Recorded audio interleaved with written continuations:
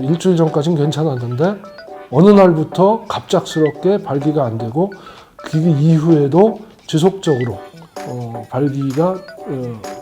발기력이 많이 떨어지는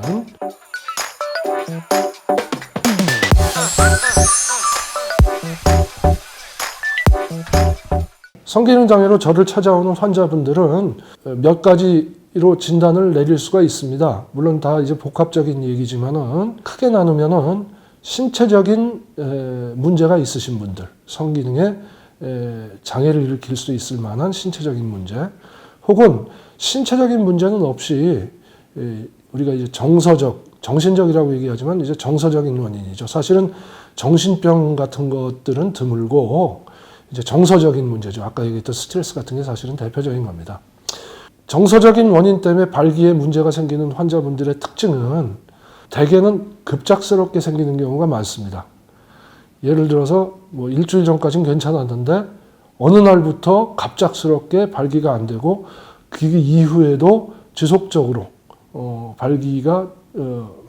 발기력이 많이 떨어지는 좋지 않은 이런 경우가 있는데, 이런 경우는 대개는 이제 정서적 원인이라고 볼 수 있겠죠. 물론 일부 저한테 오시는 분들 중에 이제 정신과 치료를 받으시는 우울증 치료라든지 불안증 치료로 치료받으시는 분들도 오는데, 이분들은 당연히 사실 이제 그런 질환들과 연관이 돼 있고, 또 정신과적으로는 명확하게 연구는 잘 안 돼 있다고 저는 생각을 하는데, 개인적으로 정신과에서 사용하고 있는 약들은 모두 다 뇌에 작용하는 약들이기 때문에 뇌에 작용하는 약들이 발기에 영향을 안 끼친다고 볼 수는 없겠죠. 그래서 이제 정신과 환자분들은 당연히 이제 발기에는 어느 정도 영향이 있다고 우리가 봐야 되고, 그런 경우 그 문제 때문에 발기가 안 된다고 판단이 될 때 그렇더라도 약을 드셔야죠. 약을 끊으면 더 큰 문제가 야기가 될 수 있기 때문에, 그래서 대를 위해서 소를 희생하는 판단을 하셔야 될 때도 있습니다. 그 이외에 그거보다 더 많이 보는 것들이 그렇게 갑작스럽게 발기가 안 되는 정서적인 원인의 경우, 스트레스가 제일 많습니다. 이제 스트레스의 경우는 이제 우리가 생각할 수 있는 모든 스트레스가 다 들어갑니다. 요새 굉장히 힘든 시기인데, 직장 문제라든지 아니면 금전 문제, 또 부부 문제라든지 아니면 자녀 문제 때문에 심한 스트레스를 겪고 있거나 말다툼을 하거나, 이런 경우에는 당연히 발기력이 떨어집니다. 이런 원인들은 아마 짐작하기에 아까 얘기했던 자율신경계에 통해 그 분노라든지 이런 감정이 가미가 돼서 우리 몸 전체를 발기가 떨어지는 쪽으로 조정을 하게 되는 때문이라고 생각이 되고, 이런 경우에는 사실 물론 이제 보조적으로 환자분을 안심시키기 위해서 약도 쓰지만은, 이런 경우에는 사실은 심리적인 상담을 해서 마음을 안정시키는 것이 가장 좋은 치료법이라고 우리가 얘기할 수가 있습니다. 사실은 교과서적으로 볼 때는 이거보다 훨씬 많은 경우가 이제 이 신체적인 원인인데, 발기를 일으키는 성기 쪽을 보면, 남성 성기 쪽을 보면은 그걸 이제 의학적으로는 음경해면체라고 해부학적으로는 부르고 있습니다. 음경해면체가 정상인가 아닌가를 봐야겠죠. 검사를 할 때 이 이유 때문에 기본적인 검사 이외에 음경해면체의 구조 상태가 크게 얼그러지지 않았는지를 확인하는 게 굉장히 중요합니다.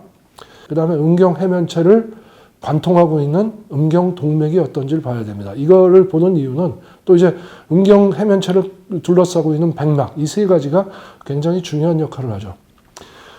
발기를 떨어뜨리는 요인 중에서 한 가지 분류가 바로 이제 음경해면체로 들어가는 혈류 공급, 즉 이제 혈관의 문제죠. 그래서 그 이유 때문이라도 우리가 음경해면체의 혈관의 소통 여부를 잘 봐야겠고, 두 번째는 우리가 사실은 이런 음경해면체 검사에서 확인하기가 힘들지만은 많은 이유를 차지하고 있는 게 바로 신경입니다. 말초신경은 환자분들이 정확하게 잘 모르시겠지만은 머리카락 굵기거나 이거보다 훨씬 더 작은 경우도 있고, 모든 사람이 일률적으로 되어 있는 게 아니고 100% 반대로 모든 사람들이 신경의 주행 방향이나 담당하고 있는 신경의 개수가 100이면 100 다 다르다고 보면 됩니다. 그렇기 때문에 또 초음파나 CT 같은 거를 음경을 것으로 CT를 촬영을 해도 신경은 우리가 눈에 보이질 않습니다. 그래서 신경 상태가 어디가 끝이 좀 상했다든지 어디가 끊어졌다든지 하는 것은 말을 듣고 그 다음에 다른 기능 검사를 통해서 알 수가 있는데 기능 검사가 사실 명확하게 보기는 조금 쉽지가 않습니다. 세 번째로 볼 수 있는 게 음경 해면체 자체가 노화가 되거나 음경 백막에 이상이 생겨서 이걸 예전에는 이제 동맥이 아닌 혈관, 정맥의 문제 때문이라고 봤는데 음경 해면체를 관통하고 있는 정맥에 문제가 생겨서 피가 저장이 되지 않고 음경 해면체 안에 피가 저장이 되는 과정을 우리가 저장되어 있는 과정을 발기 상태라고 보는 겁니다. 근데 저장이 되지 않고 내가 원치 않을 때 술술술 피가 빠져나가게 되면 이제 발기 상태가 풀리는 거죠. 이런 것들이 이제 정맥이나 아니면 음경 백막의 문제로 나타나는 겁니다. 그래서 이렇게 혈관, 신경, 그 다음에 음경 해면체나 백막의 이상 같은 것들의 유무를 이제 확인하는 검사를 해야 되겠고, 우리가 코의 그 기능을 보게 되면 냄새를 맡는 거죠.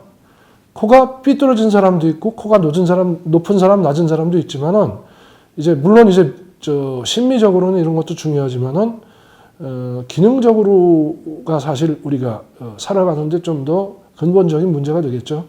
성기도 역시 마찬가지입니다. 소변 보는 기능도 있지만 이제 발기 기능이 있는데, 성기가 여러 가지 일로 삐뚤어지는 경우가 있습니다. 예를 들면 이제 페이로니시 병 같은 건데, 이런 게 있더라도 서로 발기 상태가 어느 정도 딱딱하게 유지가 되고 어느 정도 시간이 유지가 되느냐 안 되느냐를 보는 기능 검사 역시 중요합니다. 그래서 종합적으로 말씀을 드리면은 원인들은 신체적 원인 한 서너 가지 정도, 그 다음에 정신적 원인을 우리가 들 수가 있겠고, 이에 대해서 우리가 검사를 해야 되는 건 환자분들의 병력 청취가 가장 중요하지만 그 이외에 우리 몸 각 부분을 확인할 수 있는 기본적인 검사들과 더불어서 남성 호르몬 검사, 그리고 음경 해면체의 구조를 보는 음경 초음파 검사와 음경의 기능을 보는 기능 검사, 이는 주로 리치 스캔이라는 컴퓨터 검사로 이루어지고 있습니다. 이 정도 검사들이 사실은 이제 기본적인 검사가 됩니다. 여기서 좀 오해하시는 분들이 있는데, 병원에서 만든 규율이 아니고 국가에서 보건복지부에서 만든 규율이, 예를 들어서 위궤양이 있다든지 이런 질환은 의료보험이 해당이 되는데, 발기부전이라든지 아니면은 사정이 너무 빠른 조루 같은 이런 질환들은 국가에서 이거는 보장을 해주지 않는다. 그래서 보험이 해당이 되질 않습니다. 그래서 검사에는 아무래도 비용 부담이, 치료도 역시 이제 보험이 해당이 되질 않습니다. 그래서 검사나 치료에 좀 비용 부담이 되기 때문에 저도 개인적으로는 꼭 필요하다는 검사를 뽑아서 그것만 이제 검사를 하고 있는데, 그럼에도 불구하고 보험이 적용이 되는 것과는 아무래도 비용상 좀 차이가 좀 나겠죠.